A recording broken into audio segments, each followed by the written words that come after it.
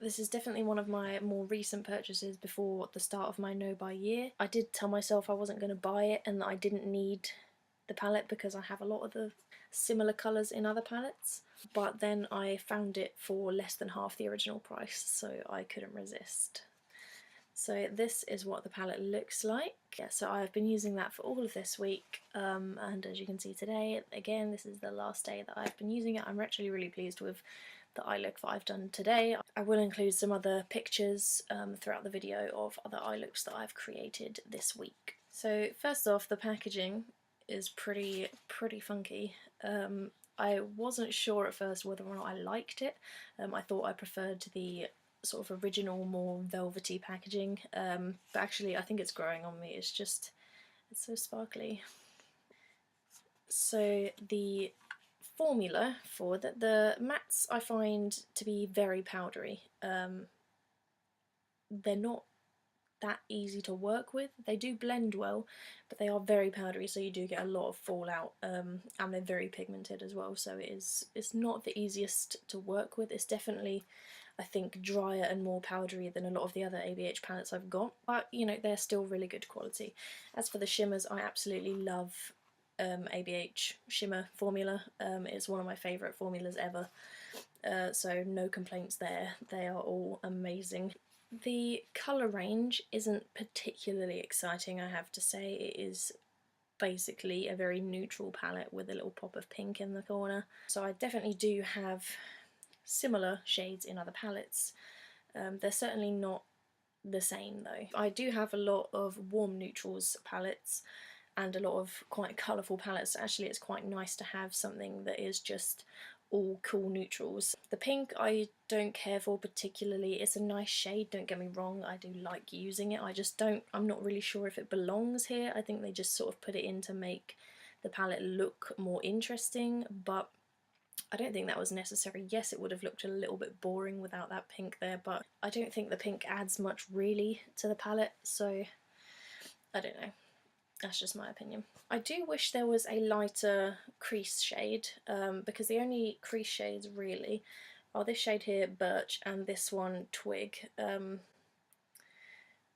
guess you could use Slate as well, but I just wish there was one that was a bit lighter. They're not too dark for me to use as crease shades, but on people who are maybe slightly more pale than me, if that is possible, they might be slightly too dark on you, particularly this one down here, Twig.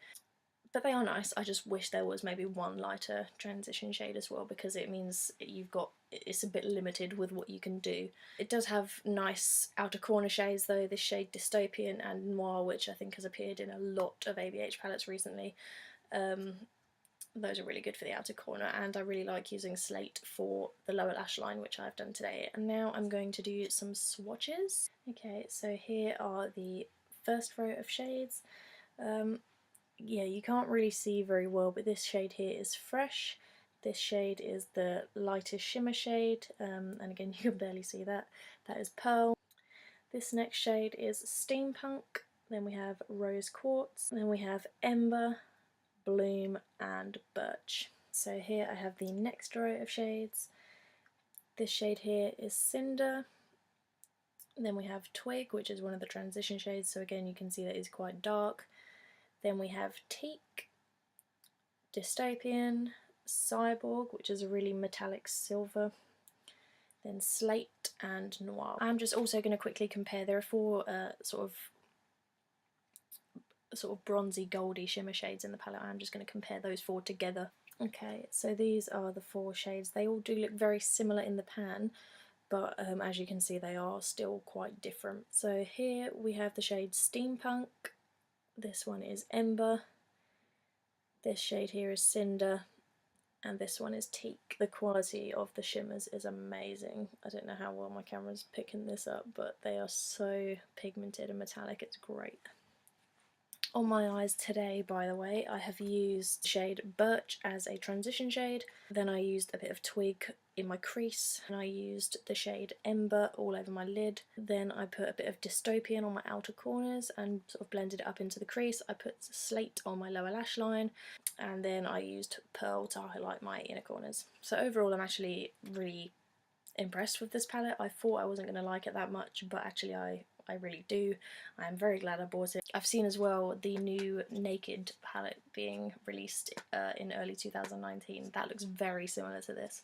The colours are very similar, and I think particularly with shimmers I do prefer the ABH formula than the Urban Decay sort of Naked series formula. But we'll have to see, maybe it'll be one of my treat items or something, but I'm pretty pleased with this palette and I think it's going to be a keeper for 2019. Thanks again for watching, guys. Make sure you subscribe, leave me a comment, and I will see you next week. Bye.